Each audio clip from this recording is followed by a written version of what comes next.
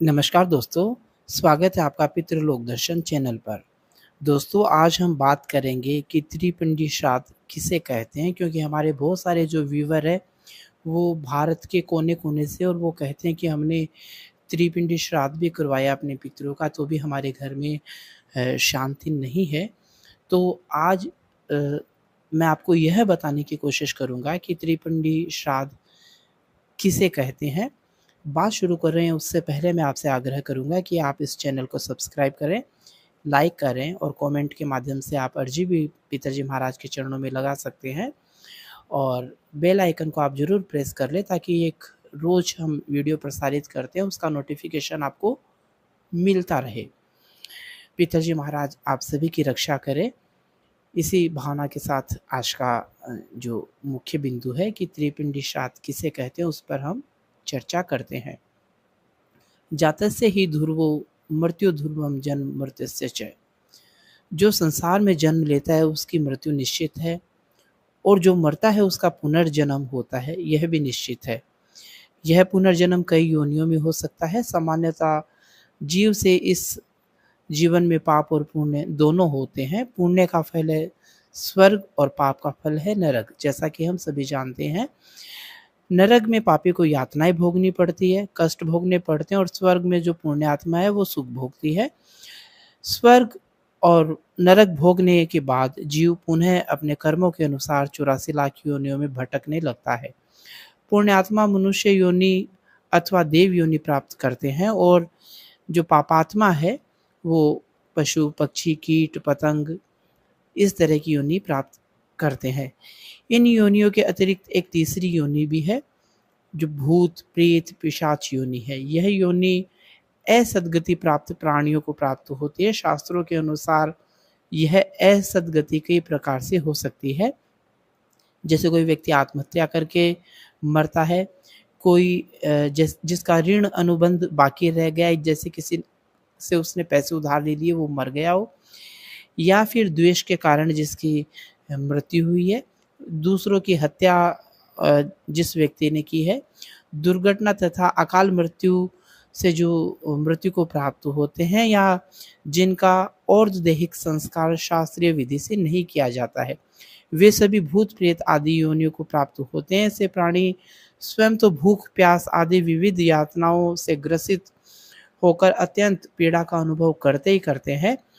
इसके साथ ही दूसरों के लिए भी अनेक प्रकार के शारीरिक, मानसिक पीड़ा तथा संतान आदि का न होना इत्यादि उपद्रव वो करते हैं। पर इन उपद्रवों का कुछ कारण भी विदित नहीं होता, हमें तो पता ही नहीं चलता। विवशता पूर्वक कभी-कभी मनुष्य को इन उपद्रवों से ग्रस्त हो जाना पड़ता है। भूत, प्रेत, पिशाच आदि योनियों में बड़ा प्राणी अतृप्त होकर धूलोक, अंतरिक्ष तथा पृथ्वीलोक में वायु रूप में भ्रमण करता रहता है, चारों तरफ भटकता रहता है। वह स्वयं तो कष्ट पाता ही पाता है, पर कभी-कभी अन्य प्राणियों को जो अपने कुल अथवा अन्य जातियां जो अपने जो वंश परंपरा में उत्पन्न हुए हैं जीवों को, जिनसे वो द्वेष या अत्यधिक लगाव रखता है, धन धान्य का जिससे संबंध हो, उन्हें भी वो कष्ट देने लगता है।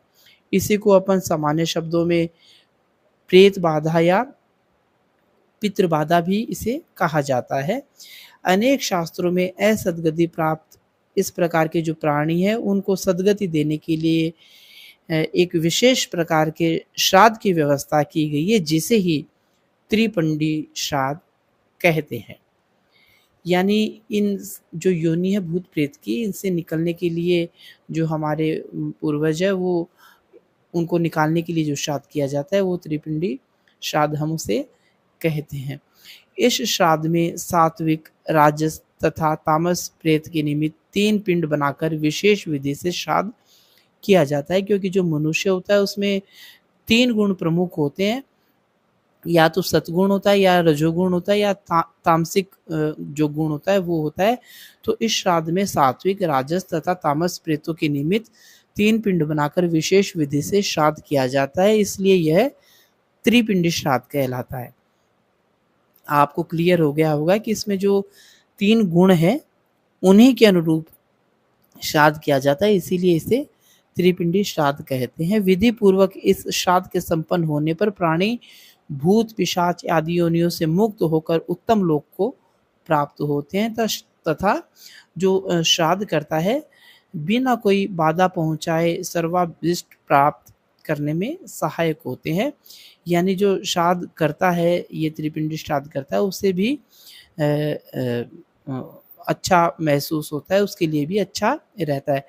अतः ज्ञात रूप में अपने कुल में यदि किसी की मृत्यु इस रूप में हुई है, जैसा मैंने आपको पहले बताया है, आत्महत्या और वो सारा मैंने आपको बताया है, तो उनके उद्धार के निमित्त यह त्रिपिंडी श्राद्ध प्राय सबको करा लेना चाहिए, जिससे परिवार में कोई पितृबाधा अथवा प्रेत बाधा यदि है तो वो समाप्त हो जाए।